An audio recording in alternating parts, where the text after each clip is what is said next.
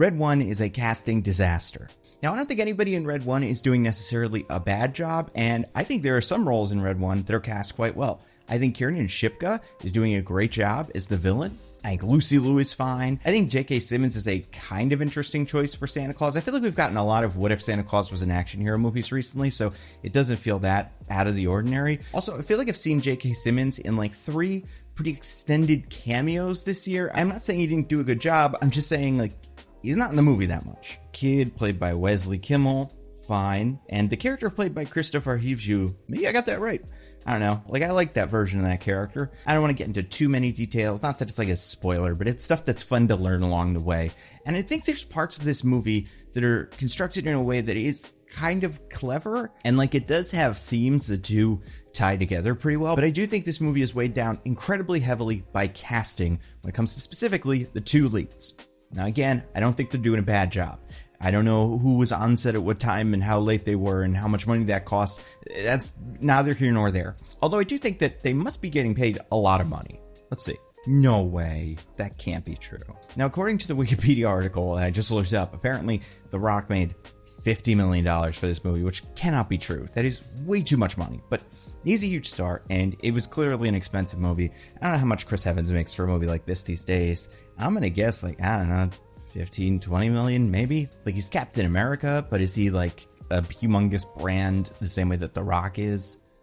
Maybe, but either way, both of those guys very expensive, and also both of them horribly miscast. And it's interesting because, especially in the case of The Rock, he's not on his face miscast for this role, right? Because what is he? What is this role? The Rock plays a character named Callum Drift, who basically acts as the head of security for Santa Claus. He maintains the ELF department, which gets, and people on the Discord have pointed this out, the most boring acronym you could imagine for that, and it's a backronym. So, you know, corrections jackals, it is a backronym. But the idea of ELF being, I think it's like Enforcement and Logistics Federation or something. It doesn't matter, but it's nothing. It's not fun. But like the way that this character works, Callum Drift, is he is the toughest, most no-nonsense lawman that there is, and he's in this very silly role.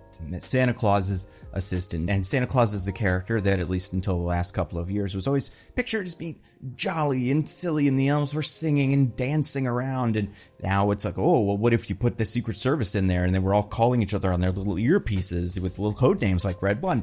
That would be kind of interesting. Again, in a world where that David Harbour movie and those 2 Kurt Russell movies didn't exist. But I guess it feels so strange because, as someone who has been a fan of The Rock's career since he was a wrestler and watched, you know, Scorpion King and all of his early stuff, and now is, you know, forced to continue to watch him because he's the biggest movie star on earth. Just weird because of how much The Rock's persona has shifted fully into making these movies almost exclusively, and how much that makes them just not work. Because originally The Rock used to do like mostly serious action movies where part of the deal was he was kind of charming. That was the deal in like Scorpion King. He could crack a smile and do the people's eyebrow, but more or less like he was a tough guy who was, I don't know, Schwarzeneggerian is a word used to describe characters like this. The same is true for The Rundown and definitely the first 2 Fast and Furious movies he's in. I would say even Fast 7 has this in its DNA, although you could tell he's kind of moving in the other direction. But then you hit Disney Rock era, which is Maui and Jungle Cruise and Jumanji, where the bit is that he is a big, strong, scary, tough guy, but he is playing a character who is a little more sensitive, or he is in a movie that is largely silly, so he's playing a take on a character like his traditional character. I do think Jungle Cruise, I would say, plays his like tough guy character relatively straight, but I think still the tone of that movie is very unserious in a way that his other action movies were supposed to be, you know, taken somewhat seriously. The same with movies like Red Notice or Black Adam. They're definitely still largely action movies, but I would say they skew towards comedy in a way that his other movies did not. One is Skyscraper, which is an incredibly straightforward movie. The other is San Andreas, which is a disaster movie. And I think, yeah, now that I think about it, Skyscraper might have been a remake of an older movie called Skyscraper that was also a disaster movie. So both disaster movies. And that is like almost a decade ago. Since then, he has been doing mostly silly roles, where he plays a silly character or he's in a silly movie. And it really does feel like Black Adam was an attempt to break out of that, but it did not work. And it put him in this really, really strange place where he is still doing movies where the bit is that he is a serious, tough action man doing and saying things that a serious, tough action man should not do, or in a situation where it is strange to see a serious, tough action man. In Santa's workshop, right? What is he doing there? That's not where he usually ends up. Except I feel like most kids watching this movie, say kids under 15, pretty much know The Rock as a goofy guy who does largely comedies, action comedies, but like movies that are on the sillier side. And I think that originally was part of the draw of The Rock. He made movies like Be Cool in the late 2000s, where he played a character who seemed tough but also sang. But now that's all he does, so he doesn't work as that anymore. I was thinking about this, I was watching it, because like I said, I don't think Red 1 is a bad movie on its face. Like, it's somewhat formulaic, but there's nothing wrong with, like, that doesn't mean it's automatically going to be a bad movie. A formulaic movie with, you know, some things that are kind of new and fun and the right casting can totally work. But I'm wondering, like, who's the guy who should be playing this character? And I was trying to think about this. Who is an actor who, in the present day, is largely, almost exclusively known for action movies? Does that actor even exist anymore? And I think we have one.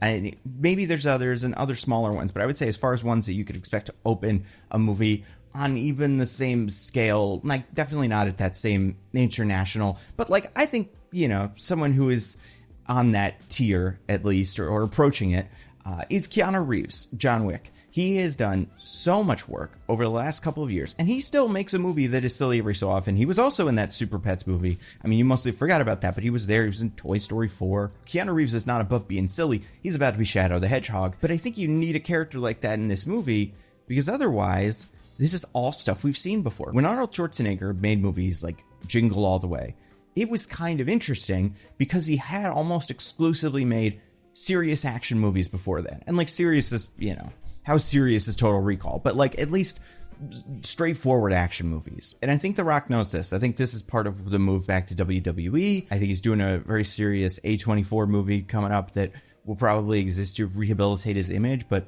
I think what we've realized is he's gone through this cycle so quickly that he can't like do another Red 1 in 2 years. He needs to do like 5 years of pretty straightforward action movies and then throw a Red 1 in, and then it's fun and exciting. I think Chris Evans, on the other hand, I think he is kind of miscast as his character because he is supposed to be two things really, and I don't think either of these are things that Chris Evans is great at. He's supposed to be generally a dirtbag, right? He's not necessarily an absentee father, but he's like an unscrupulous character who doesn't take anything seriously. And he's supposed to be like a master hacker. So he's able to see everything from, 10 steps ahead, and not just hacking like computers, but hacking like people and figuring out how to make moves happen. I don't think Chris Evans cannot do that, because obviously we know he can play a character who's smart, and he can play a character who is a dirtbag. That is his character in Knives Out. He's both somewhat intelligent, at least, and like a jerk. But I guess what's so weird about Red 1 is he does not stick out as the more that of the two of these actors. It feels like you could easily switch their roles. Chris Evans is the very by-the-books military elf guy. Dwayne Johnson is the absentee father who also does heists. I don't think that works with Keanu Reeves. I think with Keanu Reeves, he can do the Rock role, but he can't really do the Chris Evans role. I also think the Chris Evans role is written quite broadly. But then I'm wondering, like, who does what Chris Evans can do? Who can both be a cool guy who can visualize the entire heist and also be a dirtbag? Because we got plenty of dirtbags, right? If you wanted, you could throw Pete Davidson into this thing, and that would be kind of fun. But I don't think Pete Davidson gives off the, like, I can hack anything vibe. He could try, I guess. And there's other dirtbags, ones I love, right? Steven Yeun, one of my favorite actors, can play a great dirtbag.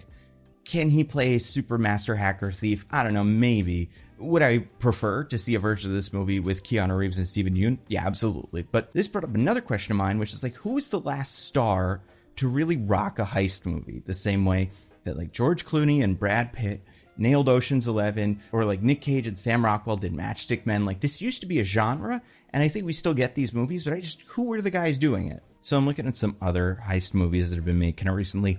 Ambulance kind of has this, and you can maybe have Jake Gyllenhaal play this role. I don't think he'd be great at it. I think he'd be great at it because he's great at everything, but it's definitely not a movie that I'm like, oh, that's him. I do think if he wasn't somewhat overexposed, this would be a place that Kevin Hart could kind of fit in, but I don't think I would be psyched to see that movie. Oh, Now You See Me, you could do Jesse Eisenberg.